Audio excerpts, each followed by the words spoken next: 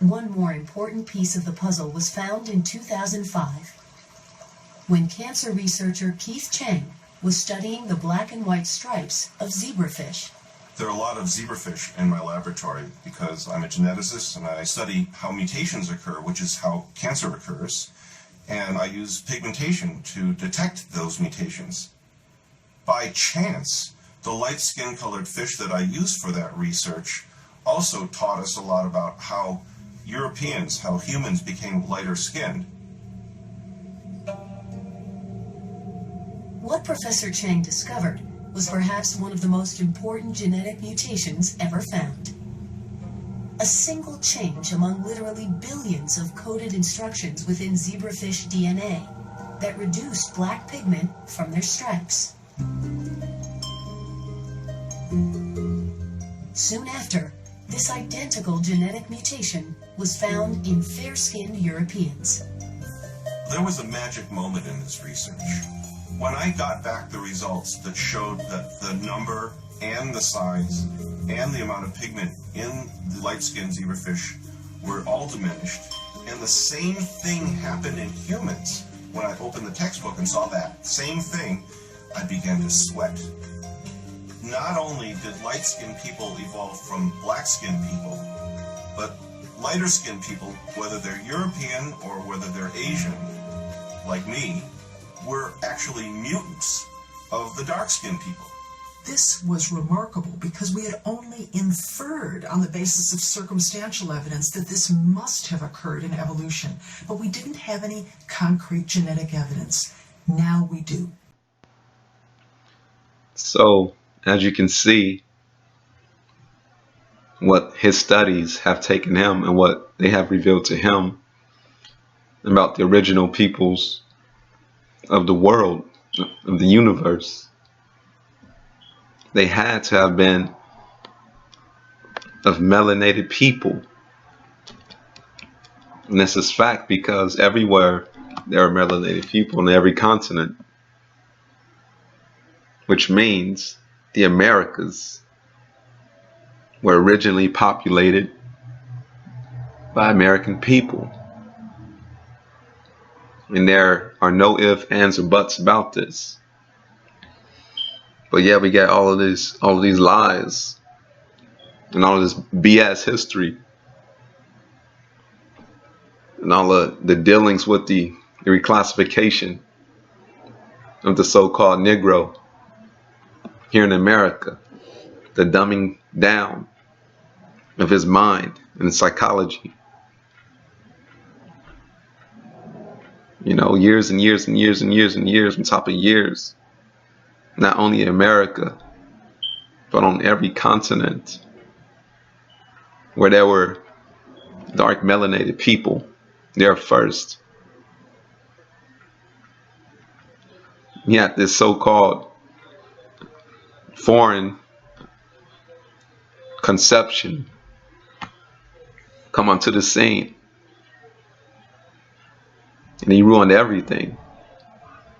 And they are still ruining everything for the indigenous populations of the world. But here in America,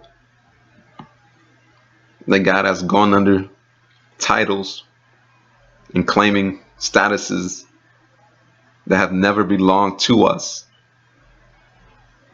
But yet, again, even from the European man or the Asian man, you know, so-called Asian man or so-called European man, dark, melanated people are Aboriginals to the world. This means America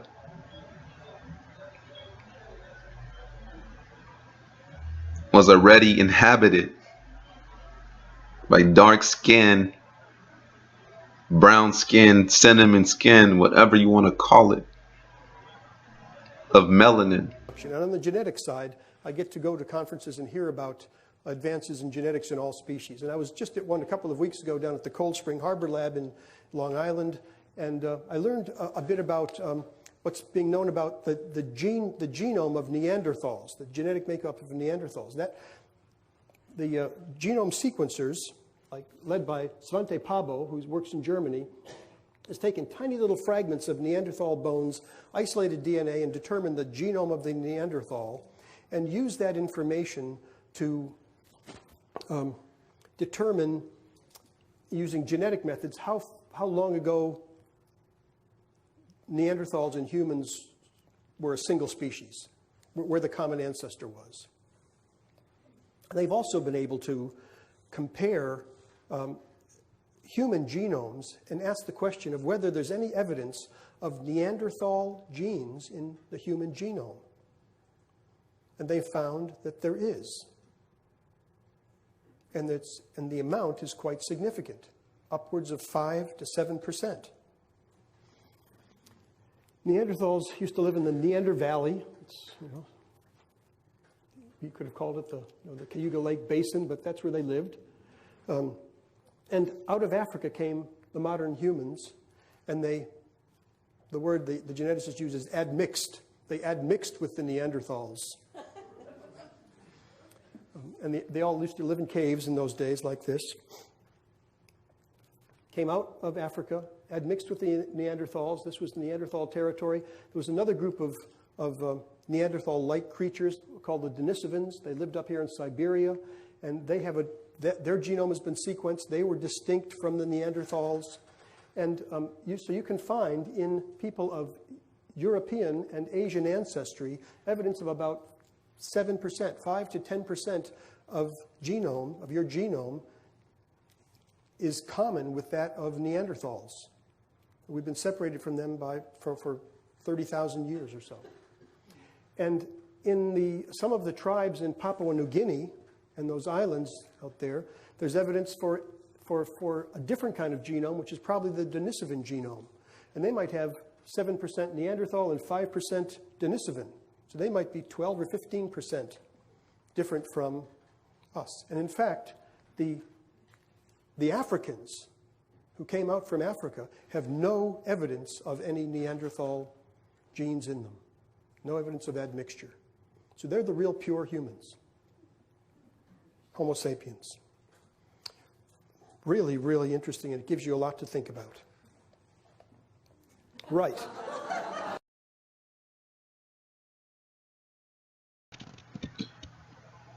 Again, these are not my own words. And these are all facts that even a European man himself can drop his ego for and claim. This is no game here. And when we come to realize that we've been living in a warped reality, intelligently, sadistically planned to wipe out and take the names, the identities, the birthright of the indigenous, peoples.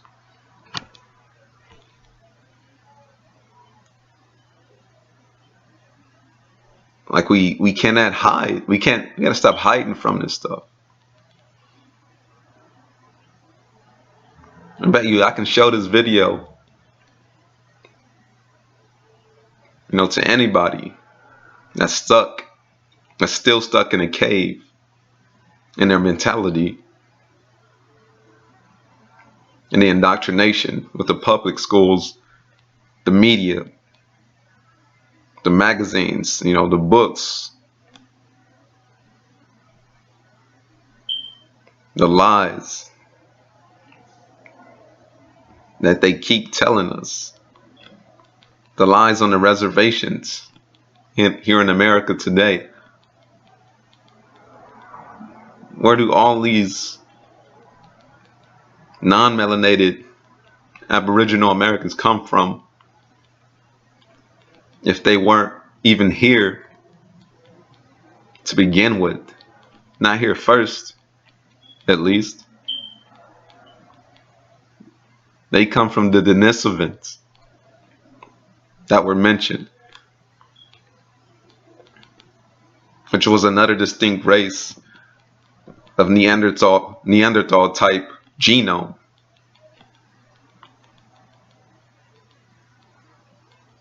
Those are the people coming from Siberia that were the first migrants into America and that are claiming the identity of the mislabeled so-called Negro African American in America today, that is dumbfounded about his true heritage.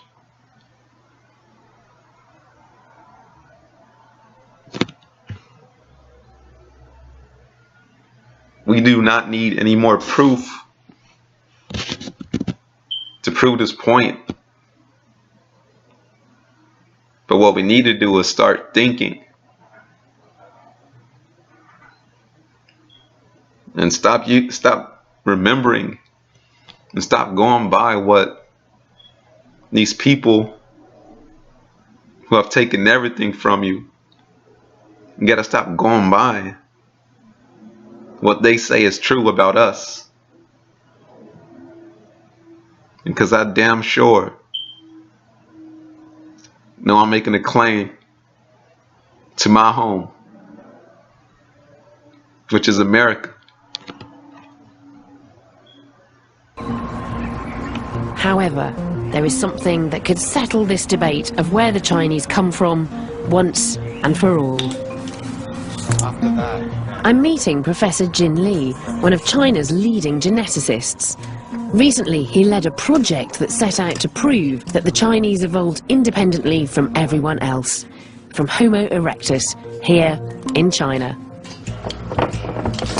Before the project started, I was hoping that I could identify or could be able to find evidence that support independent origin of Chinese in China, because I'm a Chinese and came from China, and through the education process, I always believed that there's something special about Chinese. He singled out a male genetic marker which only appeared about 80,000 years ago in Africa. So any man who carries that marker must have recent African ancestors and can't be descended from the more ancient Asian Homo erectus. Jin took DNA from over 160 ethnic groups around East Asia. Over 12,000 samples.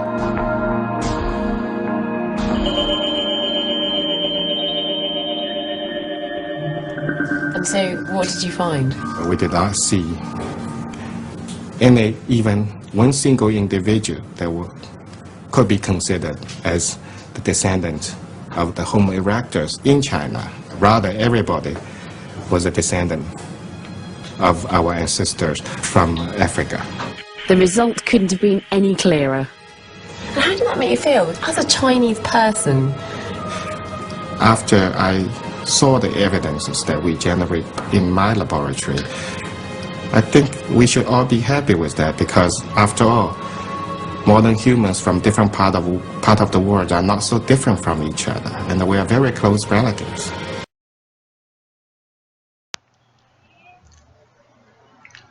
Even the so-called people we call Asians today that are Asian, this scientist has done his testing. I believe he said over 20,000 people or so. If I'm wrong about the number, just rewatch it. I believe he said that. But the matter of the fact is, every single marker traced back to his ancestors in Africa, and not from the independent Homo erectus as he thought it would have.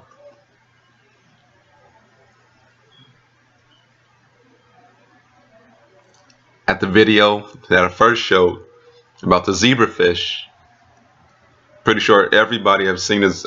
Pretty sure many have seen that video. And well, you have seen it again.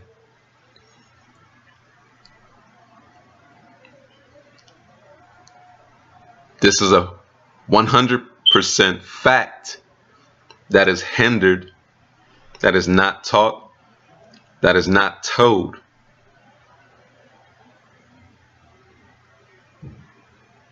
That dark, melanated people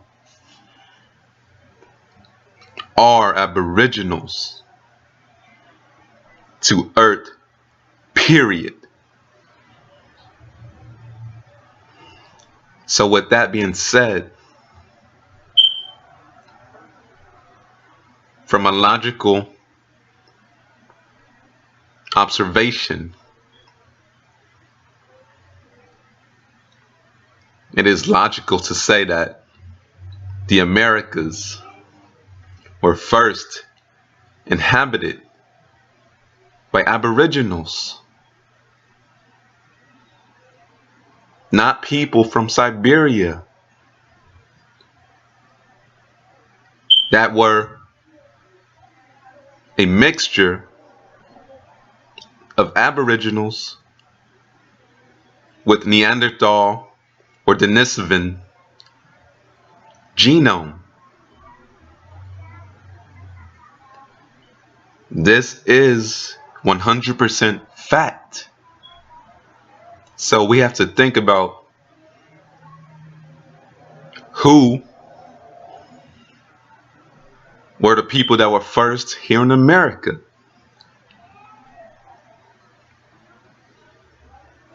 American, a native of America, originally applied to the Aboriginals or copper-colored races found here by the Europeans, but now applied to the descendants of Europeans born in America.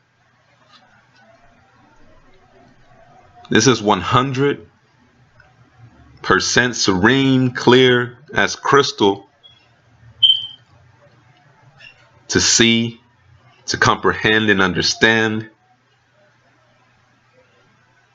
that we have been lied to for so long. And it is time to open up your eyes, smell the roses, do whatever it takes to get out of the cage you are held in. You are held captive and prisoner in. When I was reading to prepare for this interview, I was quite surprised to see you use the word Aborigines talking about African Americans. You know, I've dealt with that issue. I've already, talked publicly about that. And my purpose here today is to say that I'm very sorry, and I apologize to anyone whose feelings were hurt by my comment. I've made very, very clear I don't know where that comment comes from. Well, from your subconscious. Well, I guess. I mean, it's not even a normal thing anyone would say, even if you meant something in a negative fashion. I don't know if you would pull that out. But for me personally, you can't just close down camp and stop trying to do the things that you think are right. Just because somebody, you may give them an unfortunate bit of ammunition, you still got to continue to fight on and do what's best for the state in the long run. And but frankly, it's going to give me the opportunity to talk about things that I may never been able to talk about before. You mean the bill? Well, the bill, or talk about race relations issues, things like that. I mean, I have a freedom that a lot of people don't have because of that. Because you used the word Aborigine. Aborigines, which means what? Black folks.